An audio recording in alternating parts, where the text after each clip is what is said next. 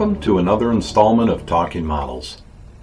Today we're going to look at this beautiful kit from XO Facto from their Yagher Classic lineup kits. This one is number 9 in the series, and to me is one of the best in the series. Although I've seen some XO Facto's new stuff, and man, it's just killer work. Jeff Yagher is just knocking these things out of the park. Well, let's talk a little bit about this one here today. We have today the Phantom of the Opera and Christine. Beautifully sculpted from the magical moment in the film that sent people screaming as Christine unmasked Erik. The first time we got to see Lon Chaney Sr. in this makeup that is just amazed people throughout time. So much pain Lon Chaney Sr. put himself through for his roles and the makeup that he applied to himself. I had heard that this one he had to physically pull his nose back with wires to give that skull appearance to his face. And I believe Jeff captured it perfectly. If you haven't seen this film, do yourself a favor and pick it up. I have the DVD copy here, and it's a silent film, so don't expect talking. But it's got a nice musical score behind it and a heck of a story that unfolds, especially that ending. Priceless, just priceless. No spoilers here, sorry guys. Anyway, let's look at the kit. What you get with this kit is you get Christine, the Phantom's mask, obviously the Phantom, the organ bench seat, and a simple base. To me, I like that. Some bases you need to tell more in the story because it requires more. Maybe it's a scene from one of the films and you want to try to capture everything about that scene. This one is just simply the cellar floor of the dungeon they were in, or beneath the actual opera house. And you have the scene of the Phantom at the organ at that crucial moment when he is unmasked. So let's take a look at it. You can see that Jeff did an amazing job in sculpting this piece. To the shock of Christine's face, to the shock of the Phantom's face. And I'm going to kind of just spin it around and give you kind of a look at the whole kit in a whole here for a moment. You can see Jeff captured all the folds in her dress just perfectly. The ruffles on the arms, her necklace that she wore, down to her earrings, and even the pearl jewelry that's on her arms. So we're going to kind of just spin it around here. I don't want to get you guys dizzy, so we'll kind of go slow. As you can see, it's just beautifully, he captured the movement, everything in here, from the Phantom's hands to the shock and horror of Christine. So, talk a little bit about what I've done in this paint up of this kit. I was lucky enough to get this from John a few years ago at Wonderfest. XO Facto put out a wish list, or pre-order if you will, and he said that he may be able to do a couple more of these because this kit has been long gone. I contacted him and John was kind enough to make one for me. So XO Facto does a wonderful job with these. So the base of this kit, as you can see, is done in grays. There's a little bit of brown hints in here. Again, my style, I've covered this before, is base coating in black. Obviously on this one, the head, the hands of the Phantom and also of Christine were left in the gray automotive primer. So for the base, again, as always, I start with the base. Straight up over the black was airbrushing of neutral gray and gravestone gray, toning it back down with the transparent black. Then of course, coming in on the lines of the stone floor, I always like to use a brown of some sort. One of my favorite is transparent raw umber. That gives a little bit of a brown tint, not overpowering, and you can kind of hit those lines of the floor with that right down the cracks of each stone. And if you get too crazy with it, just bring it back down with the transparent black. But I chose to use that so it had some brown undertones on the stone floor. The bench seat, again, over the black, I used a dark red for the seat cushion of it. Just kind of not overpowering. You could go with a brighter red. I just chose to bring it down a little bit on the red. It's a little heavier on the transparent black. Now, as you can see on the bench itself, I went strictly with a brownish red. There was actually some red airbrush into this. Then, of course, coming in with dark browns and just kind of bringing that red down a bit. And then, of course, overall wash, if you will, or spraying of the transparent black. His gown that he was wearing, or his suit coat, or his overcoat, whatever you would like to refer to it as, was again black, and strictly building up highlights and building up the color slowly with dark red.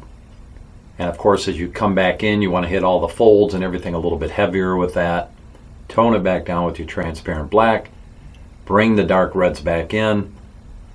Process back and forth, and then of course hitting all the folds of it with the transparent black. And that was basically all I did with the coat. His pants, again, were the black, and I chose to use my favorite color, Near Black by Badger Freak Flex. Shoes were done with some tie-in brown, airbrushed over the black. A little bit heavier on the top of the shoes, a little bit toward the back of the shoes, and just around the edges of the front of the shoes. He did wander around through the concaves of the Opera House. So again, that Near Black over his trousers, coming back in with the trans black to fill in the shadows and all the folds. Straight up black on the bands of his coat. You can see here basically, and then maybe a light misting of the Near Black just to kind of give it a blackish gray look. Same with his tie. Straight up Near Black over black.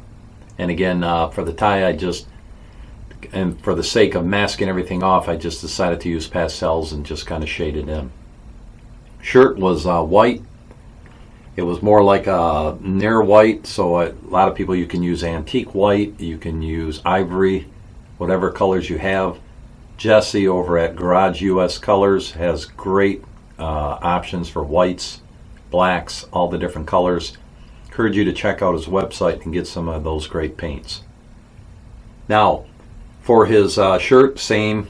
I'd use the white, and then we come in with some transparent Payne's gray.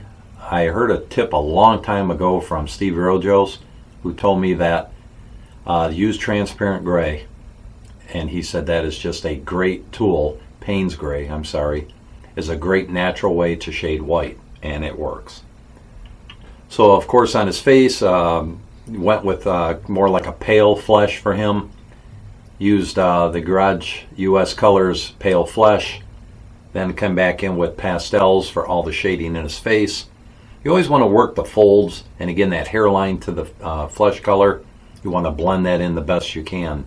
And it's so easy with pastels. You're totally in control of what you're doing. No worry about overspray, no worry about masking things off, and to me you can get right in there. I have gotten in on heads and hands with my airbrush, and the Badger Krome is a great, fine, get in there airbrush. If you haven't tried one, check it out. Ask Ken, he'll tell you about it. So the hands, again, and the face, a lot of pastel work going back and forth, back and forth. Then, of course, at times you want to come in with, I like to use browns in some areas and kind of just use like a light misting of transparent brown, or one of my favorites, again, that raw umber will also give you a different tone to the skin. His teeth, straight up used Rotten Tooth Tan from Badger Freak Flex. Take a real fine brush, bring in your colors, then come in with a wash of like a dark brown or something to give it that gungy look. Just kind of working around, let it dry, sponge it off with a paper towel, and just go back and forth till your eye sees what you like. His eyes on this one, a lot of work with pastels around the top of the eye socket and below to give that skull look, that sunken in look to him.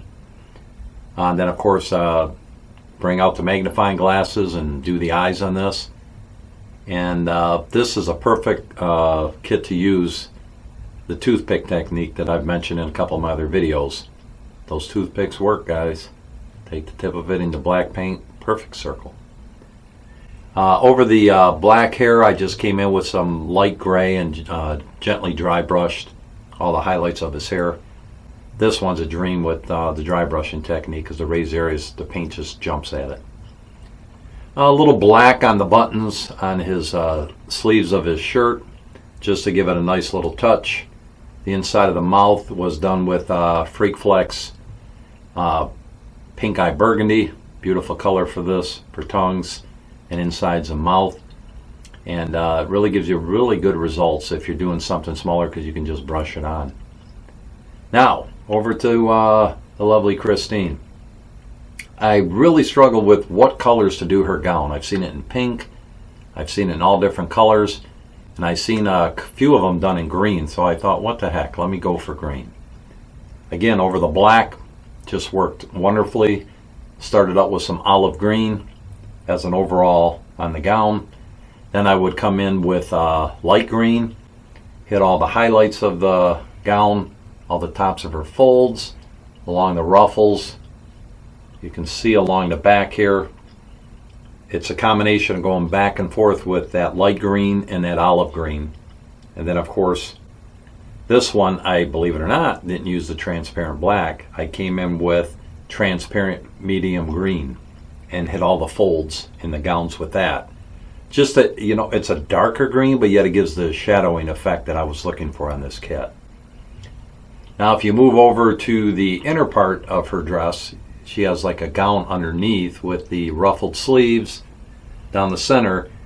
That I came in and decided to use, it's a yellow tan you can use for this, but I believe on this one I used Poisonous Plague Yellow, which is also from the Badger Freak Flex line. Again, mix it down. You can spray that stuff in airbrush, but you have to water it down. Get a nice acrylic thinner. A lot of people will thin things down strict water. You know, it's up to the modeler. You all out there have your way of doing it, so mix that paint down and it blows beautifully through my Patriot XTREME 105. So for that, it was basically just working that in. Then I came back in with Rotten Tooth Tan and kind of dry brushed the highlights along the ruffles, along the dress here.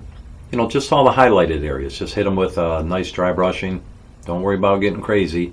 It's a light technique. Remember, put the paint on, I get a paper towel, get it, keep going and going till there looks like nothing more is coming out. A lot of time I'll just take the end of the paper towel and just kind of do one of these with it and start building my colors.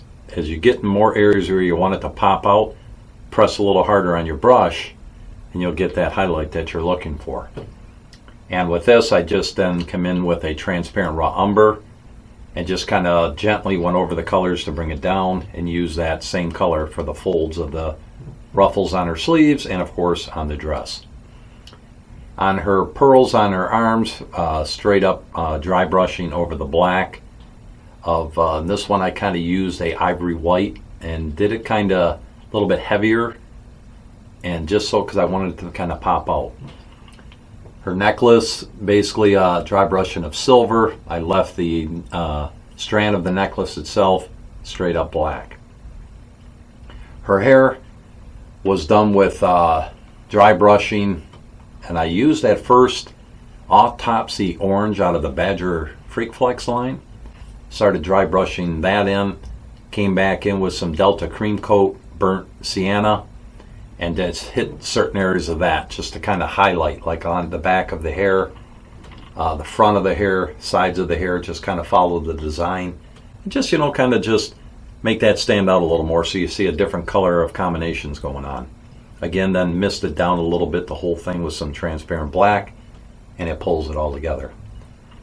Her face, I did a little bit more of a woman's flesh tone, if you will.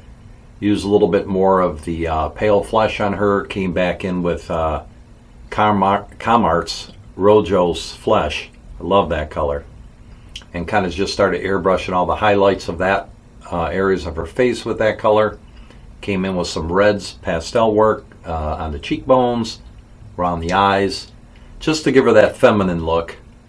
You know, just to give her the blush like a woman would wear.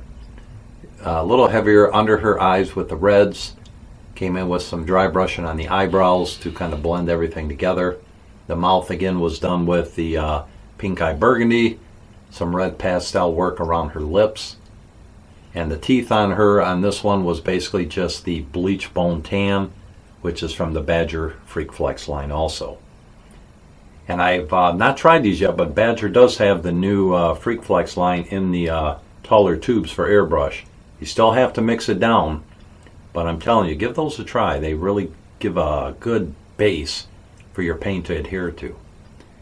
The mask, Erik's mask was basically, over the black was airbrushed different tones of whites and grays, just to give it a different look. The top of the mask was done with near black airbrushed on, and some of the areas heavier, some lighter. They give you that look that you see here. Fingernails, I basically just took some red and just a lot of it was pastel work. I started with a real small misting of the airbrush with a almost like a pinkish color. Come back in with a pastel to hit it with reds. Had a nice combination for my eye. And that is what we did to paint this beautiful kit from Jeff Yagher from XO Facto, volume number 9 in the line. That line is still going today. And if you haven't seen this line, just do a search, check the modeling boards, go to the hobby shows, and you'll see these beautiful kits. XO Facto always puts a beautiful display on. All their kits are masterfully painted by Steve Rogios, and he just is one of my painters that I always look up to, and when he speaks, I listen. Thanks, Steve. So again, this is the beautiful kit. If you haven't seen the film, check it out. If you haven't gotten this kit, hopefully you'll stumble upon it. It's no longer available as far as I know. Maybe one day they'll re-release it. Here's doing this if you haven't got it. So again, I want to thank you for stopping in today and looking at this kit with me. Hopefully you picked up some pointers, or maybe you picked up an idea that you want to expand upon. That's the beauty of it. You know, this is the hobby. Let's not hide our techniques. Let's not try to, you know, make it ours. Share it. Help other people out. They'll really appreciate that. So again, thanks for watching. Please subscribe. Join in the family here at Talking Models with Troy Nayert. And looking forward to the next installment, and hope that you jump on board. Have a great day today, and God bless.